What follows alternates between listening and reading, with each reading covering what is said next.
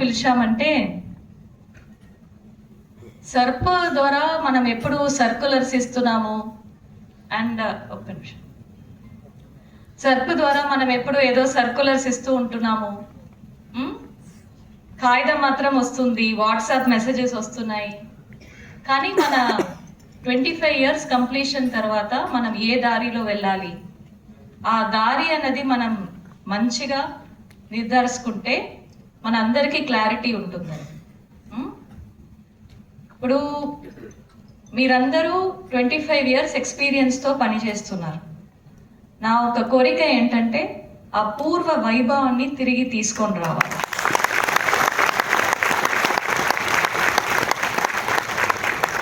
మీరందరూ గ్రామాల్లో క్యాంప్ చేసి ఈ సంఘాలని ఏర్పాటు చేశారు కదా, ఇప్పుడు గ్రామానికి కనీసం వెళ్ళమని కోరుతున్నాం. మీరు ఏమనుకోవద్దు, అంటే అందరూ గ్రామానికి వెళ్ళట్లేదు అని నేను అనట్లేదు. చాలా మంది చాలా సిన్సియర్గా కమిటెడ్గా ఉన్న వాళ్ళు చాలా మంది ఉన్నారు. కానీ కొంతమంది ఇంట్లోనే కూర్చొని మొత్తం ఫోన్లోనే అన్ని నడిపించుకుంటుంటున్నారు. అలా కూడా ఉంది. మీ పవర్ని మీరు తిరిగి తీసుకోండి. I'm sorry to say this.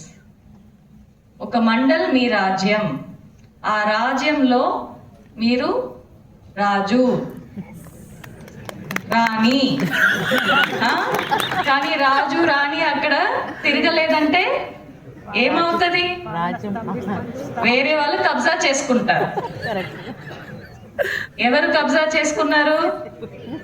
Correct, నేను చెప్పలేదు, మీరే అంటారు. సో మీ రాజ్యమా వాళ్ళ రాజ్యమా అని మీరే నిర్ణయం చేసుకోండి. మీరు అనుకోవచ్చు మేడంకి ఏం తెలియదు కదా, మేడం ఎక్కడో హైదరాబాద్లో కూర్చున్నారు. కానీ మీరు ఏం మర్చిపోతున్నారంటే నా డోర్ ఎప్పుడు ఓపెన్ ఉంటుంది. VOA నుండి ఒక సభ్యురాల గురి నుండి 8 o'clock 9 o'clock అయినా వాళ్ళని విన్ని పంపిస్తాను. నాకు అందరూ వచ్చి కథలు చెప్తారు కదా, మీలో ఎవరు వెళ్తున్నారు ఫీల్డ్కి, ఎవరు వెళ్ళట్లేదు, పూర్తిగా తెలుస్తుంది. కానీ నా కోరిక ఇప్పుడు మీరు మిగిలిన వాళ్ళని కబ్జా చేయడానికి ఇవ్వకండి, దయచేసి మేల్కోండి, తిరగండి అన్నది నా ఒక రిక్వెస్ట్.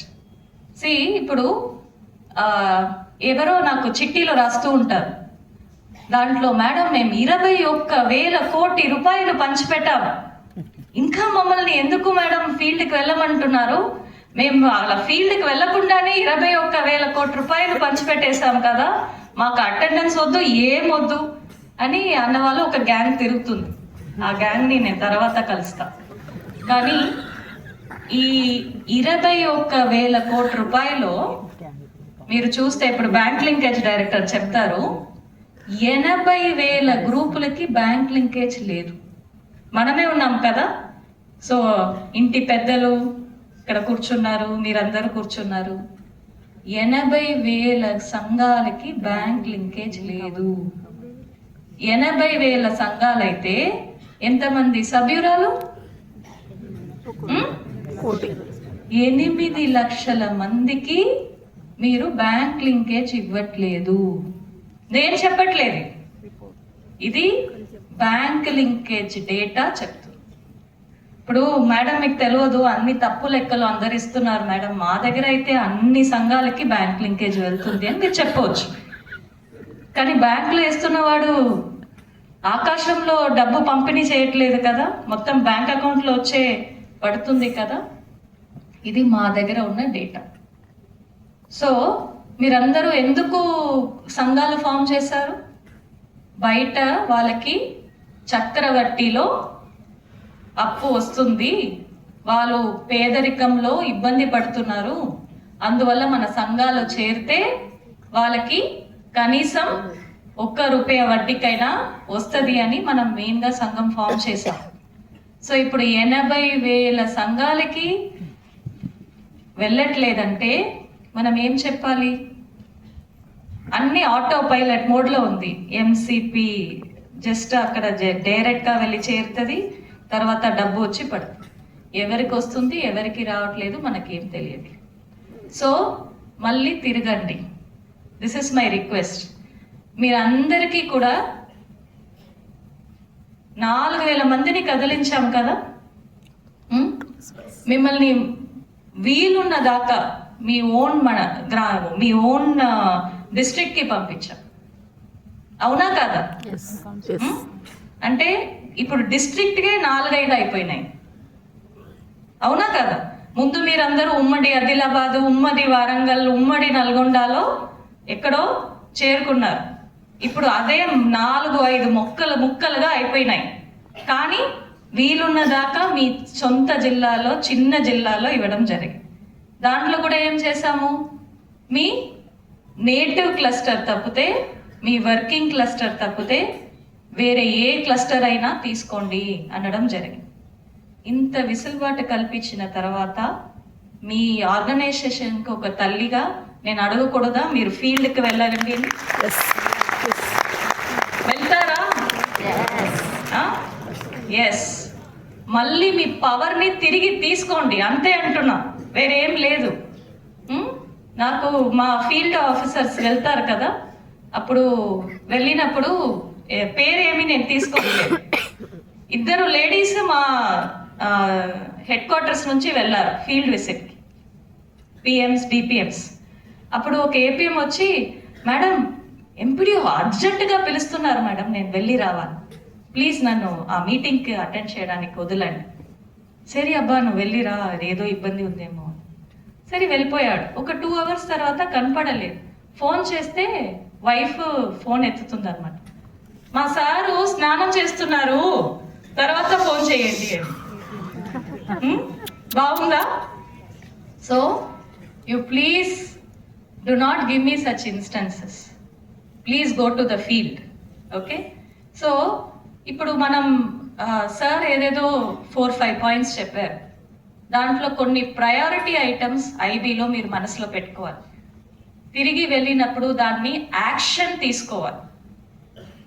శేఖర్ రెడ్డి గారు, శ్రవణ్ గారు ఉన్నారు, శ్రవణ్ని నేను మాట్లాడిస్తాను. మన గ్రామ సంఘం బిల్డింగ్ లేదంటే వాళ్ళు ఎక్కడ కూర్చొని మీటింగ్ పెట్టుకుంటున్నారు చెప్పండి? చెట్టు కిందనా, బండరాయి కిందనా, ఎక్కడో నాకు తెలియదు. కానీ మన ఇంత పెద్ద సంస్థ ఉన్నప్పుడు, when DRDOs are also running NREGS, should we not give them a building? చేయవచ్చా? మొబిలైజ్ చేస్తారా? నాకు నాగర్ కర్నూలు జిల్లా నా ఫోకస్లో ఉంది. అక్కడే మొత్తం నిరుపేదలు ఉన్న జిల్లా. ప్రతి ఒక్క గ్రామానికి ఖచ్చితంగా రావాలి. నల్గొండలో 610 గ్రామాలకి, am I right? 610 or 600? How much? Good morning, madam. Now it is 678 we have identified, madam. My goodness, 678 గ్రామానికి వాళ్ళు గ్రామ బిల్డింగ్స్ కి స్థలం ఏర్పాటు చేస్తారు. దీంట్లో మీరు అందరూ ఫస్ట్ ఒకటి అర్థం చేసుకోండి, NREGS లో ఆల్రెడీ ప్యాచ్ ఉంది. వాళ్ళు ఇక్కడ బటన్ క్లిక్ చేస్తే అక్కడ వచ్చేస్తారు. కానీ ఏం కావాలి మనకి? స్థలం కావాలి, అంతే. ఒక ఆయనకి చెప్తే, మేడం మీరు కలెక్టర్కి చెప్పండి, కలెక్టర్ మీకు రెవెన్యూ ల్యాండ్ సూపర్గా ఇస్తారు అని నాకు సలహా ఇచ్చారు. రెవెన్యూ ల్యాండ్ ఎక్కడ ఉంటుంది? ఎక్కడో ఉంటుంది. అక్కడ వెళ్ళి గ్రామ మీటింగ్ పెట్టుకొని మన మహిళలు ఎలా తిరిగి వస్తారో నాకు తెలియదు. స్థలం అన్నీ కూడా గ్రామ ఖండం లోపలనే కావాలి. సరే, ఇంకా ఒక మహానుభావుడు చెప్పారు, మేడం అక్కడ స్థలమే లేదు మేడం, ఎలా అని. ఇప్పుడు నల్గొండలో 678 స్థలాలు ఎలా వచ్చాయి? మ్యాజికా? లేదు కదా. సో ఖచ్చితంగా దొరుకుతుంది. మీ ఊళ్ళోనే ఒక పెద్ద ఫ్యామిలీ ఉంటారు, వాళ్ళ అవ్వ పేరు మీదో అమ్మ పేరు మీదో స్థలం ఇవ్వమని చెప్పండి. ఆ రోజు జిల్లా సమాఖ్య వాళ్ళు వచ్చారు. వాళ్ళు ఏం చెప్పారంటే, మేడం మీరు కంగారు పడకండి, కొత్తగా ఎన్నికైన సర్పంచులు ఉన్నారు కదా, వాళ్ళ దగ్గర వెళ్ళి చెప్తాం, నువ్వు స్థలం ఇస్తావా లేకపోతే నో కాన్ఫిడెన్స్ మోషన్ మేము పాస్ చేస్తామా అని. వెంటనే 5 స్థలాలు వచ్చాయి మేడం అని అన్నారు. సో మనసుంటే మార్గం ఉంటుంది. చాలా స్థలాలు గ్రామాల్లో ఉన్నాయి. మనకు కావాల్సినది ఎంత అండి? 200 గజాలు. దొరకవా? సుధీర్ గారు చాలా సీరియస్ గా చూస్తున్నారు. దొరకదా? సిద్దిపేటలో కష్టమా? పెట్రోల్ బంక్కి స్థలమే దొరకట్లేదు, కానీ వీటికి దొరుకుతాయా? మనసుంటే మార్గం ఉంటుంది. When Nalgonda can do 670, when Yadadri can do 240, I think ప్రతి ఒక్కరు మీరు మనసు పెడితే అది స్థలాలు వస్తాయి. స్థలాలు వచ్చిన తర్వాత మన సొంత భవనాలలాగా మనం కట్టాలి. చాలా మందికి మీకు ఈ మార్కెటింగ్ కమిషన్ ఉందా లేదా? చాలా వివోస్ కి మార్కెటింగ్ కమిషన్ ఉన్నాయి. పోనీ ఇది ఎనీవేస్ ఎన్ఆర్ఈజెస్ లో వస్తున్న ఫ్రీ అమౌంట్. మీరు కొద్దిగా చిన్న పెట్టుబడి ముందస్తుగా పెట్టుకొని మొదలు పెడితే ఆ డబ్బు 3 నెలల్లో 6 నెలల్లో వచ్చేస్తాయి. So it's only 10 lakh rupees. Please plan properly. మన జిల్లా సమాఖ్యలో చాలా డబ్బులు ఉన్నాయి, మండల సమాఖ్యల డబ్బులు ఉన్నాయి. జస్ట్ అడ్వాన్స్ గా ఇచ్చి పెట్టుబడి పెట్టి, నాకు ఏమంచనా అంటే మీరందరూ మనసు పెడితే 4 months లో తీరుగా అంబేద్కర్ జయంతికి మనం ఇనాగ్రేషన్ చేసినట్టు ఉండాలి. చేయగలుగుతారా? ఎస్. సో స్థలం కేటాయించాలి, దానికి శాంక్షన్ మన డిఆర్డిఓస్ ఇస్తారు. జీపీ రెసల్యూషన్ తీసుకొని పని మొదలుపెట్టి పూర్తి చేయాలి. దానికి మన పీడబ్ల్యూడి డైరెక్టర్ గారు కూడా కొన్ని సలహాలు ఇస్తారు. సో ఓకే, వివో బిల్డింగ్ 10 లక్షలు ఓకే. ఎంఎస్ బిల్డింగ్స్ కూడా 148 చోట్ల ఎంఎస్ బిల్డింగ్స్ లేవు, అక్కడ కూడా కట్టిస్తారా? సార్ మీరు ఎక్కడ కూర్చుంటున్నారు ఈ 140 మంది? ఎంపీడీ ఆఫీస్లోనా? ఎక్కడ కూర్చున్నారో తెలియదు నాకు. మీకు ఒక భవనం వద్దా? కావాలి. సో ఫ్రీగా ఎన్ఆర్ఈజెస్ ఇస్తున్నారు, తీసుకోరా? ఖచ్చితంగా ఈ మండల్ స్థాయిలో అయితే పూర్తిగా మండల్ సమాఖ్య బిల్డింగ్స్ కూడా కట్టాలి. దానికి వీళ్ళకేమో నిబంధనలు ఉన్నాయి. ఎస్హెచ్జి ఫెడరేషన్ కి 10 లక్షలు అని నిబంధన ఉంది. సో మేమేమనుకున్నామంటే 2 10 లక్షల బిల్డింగ్ 20 లక్షలు కట్టి అక్కడ మండల్ సమాఖ్య బిల్డింగ్ కట్టొచ్చు అని. అయితే ఏంటి, ఒకటి మీటింగ్ హాల్ ఉంటుంది, ఇంకా ఒకటి వర్క్ షెడ్ అని ఉంటుంది. సో 2 కట్టుకుంటే మీకు విశాలంగా చాలా మంచి ప్లేస్ దొరుకుతాయి. సో ఈ 20 lakhs తో I request all DRDOs to construct Mandal Samakhya building. కడతారా రామరెడ్డి గారు? Sure. You also done very good work in identification of spaces. So అందరూ దయచేసి ఈ 2 అంశాల మీద పూర్తిగా దృష్టి పెట్టండి. సో ఫస్ట్ ఏం చెప్పాను, దయచేసి గ్రామానికి వెళ్ళండి, వెళ్ళి అక్కడ మీ రాజ్యాన్ని తిరిగి తీసుకోండి. వెళ్ళి అక్కడ వేరే foreign power has taken over your territory, please reclaim your territory. రెండోది, విఓఎంఎస్ బిల్డింగ్స్ ని ఖచ్చితంగా కట్టండి, దగ్గర ఉండి కట్టిపియాలి. నేను ఒక 6 నెలల్లో వస్తే అక్కడ మంచిగా ఒక మంచి షవర్ అలాగా నా మీద పడకూడదు. చాలా మంచిగా క్వాలిటీ బిల్డింగ్స్ రావాలి. క్వాలిటీ బిల్డింగ్స్ రావాలంటే సూపర్విషన్ ఉండాలి. We should see that it is our building అన్నట్టు మీరు అందరూ సహకరించాలి. ఇంకా ఏంటి, సిఐఎఫ్ నిధులు. సిఐఎఫ్ నిధులు ఇచ్చిన నిధులన్నీ అక్కడ రొటేషన్ లో ఉన్నాయి. చాలా మట్టికి శ్రీనిధిలో పాపం కనీసం అక్కడ భద్రంగా కొన్ని నిధులు ఉన్నాయి, కానీ మిగిలిన సిఐఎఫ్ నిధులు కూడా చాలా మంచిగా మీరు సంరక్షణ చేసి దాన్ని తిరిగి వసూలు చేయడానికి హెల్ప్ చేయాలి. ఓకే, సో 3-4 పాయింట్సే చెప్పాను. చాలా మంచిగా దీని మీద ఫోకస్ చేయండి. అండ్ ఫైనల్గా ఈ డైరెక్టర్ పీడబ్ల్యూడి మాట్లాడినప్పుడు కూడా చెప్తారు, PWD groups, elderly groups, adolescent groups ఇవన్నీ కూడా March 8th లోపల ఫార్మేషన్ చేయాలి. దానికి ఏదైనా ఇబ్బందులు ఉంటే మేము కొంతమందితో ఇంటరాక్ట్ అవుతాము, మీరు ఏ ఇబ్బంది ఉన్నా కూడా అది చెప్పండి. బట్ వార్ ఫుటింగ్ బేసిస్లో ఈ 3 సంఘాలు ఫామ్ చేయాలి. ఒక్క గ్రామానికి ఎన్ని సంఘాలు ఫామ్ చేయాలి? 1 each. Yes, ma'am. ఏంటి? PWD group, elderly group, adolescent. ఇబ్బందినా? లేదు మేడం. ఎందుకు మరి?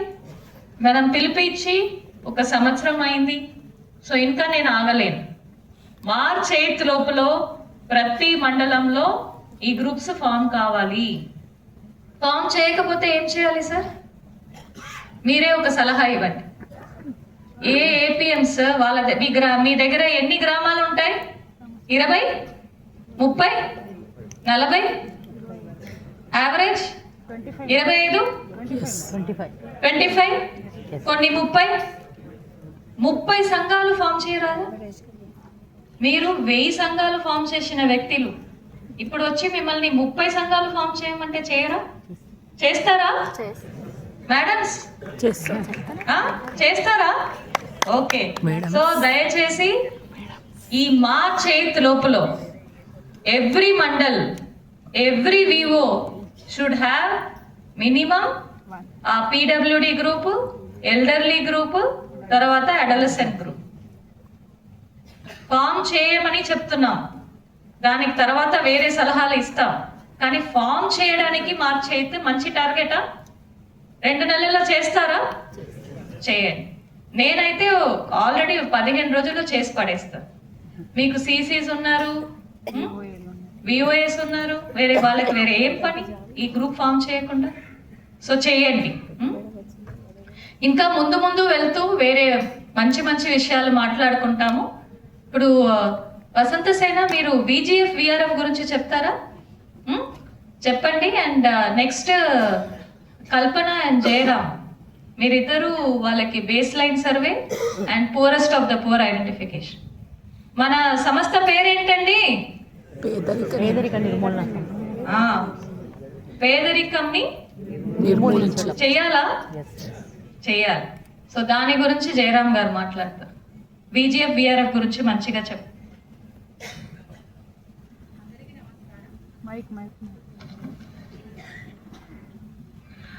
అందరికీ నమస్కారం. సో విజిఎఫ్ సబ్జెక్ట్లోకి వస్తాను డైరెక్ట్. మనకి